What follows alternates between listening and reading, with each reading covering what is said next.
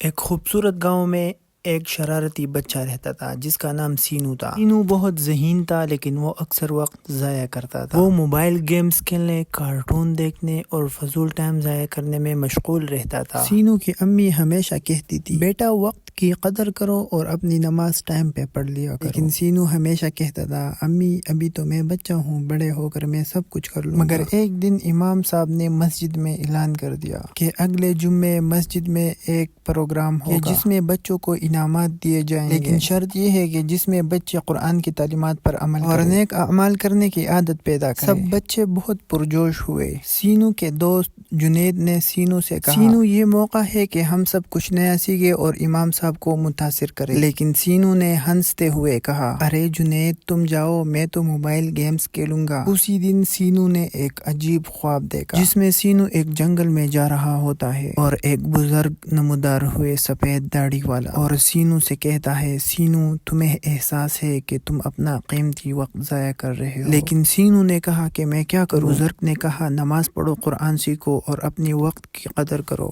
جب سینو نیند سے بیدار ہوا تو اس نے فوراً اپنی امی سے معافی مانگ لی اور کہا، امی میں اپنی عادتیں بدلنا چاہتا ہوں۔ سینو نے نمازوں کی پابندی شروع کی اور وقت ضائع کرنا چھوڑ دیا اور ہر دن نیا سیکھنے کی کوشش کی۔ جب جمعے کا دن آیا تو سینو نے امام صاحب کو حیران کر دیا۔ انہوں نے نہ صرف قرآن کی تلاوت کی بلکہ وقت کے بارے میں بھی ایک مختصر سا بیان کر دیا۔ امام صاحب نے بچوں سے کہا کہ دیکھو، سینو نے ہمیں سکھایا کہ کبھی دیر نہیں ہوتی، جو بھی اپنی عادتیں بدلنا چاہے وہ آج ہی شروع کر سکتا ہے۔ پروگرام کے بعد سینو نے اپنے دوستوں سے کہا، دیکھو بچوں، گیمز کھیلنا غلط نہیں ہوتا، لیکن اگر ہم اپنے وقت کا صحیح استعمال نہیں کریں گے تو ہم کچھ بھی حاصل نہیں کر سکیں گے۔ سب بچوں نے اس کی بات پر اتفاق کیا کہ وقت کی قدر کریں گے اور نیک اعمال کرنے کی عادت ڈالیں گے۔ یہ کہانی ہمیں یہ سبق دیتی ہے کہ وقت اللہ کا دیا ہوا ایک نعمت ہے، اگر ہم اسے ضائع کریں گے تو ہم نقصان اٹھائیں گے۔ اگر آپ کو یہ کہانی پسند آئی تو ہمارے چینل کو سبسکرائب کریں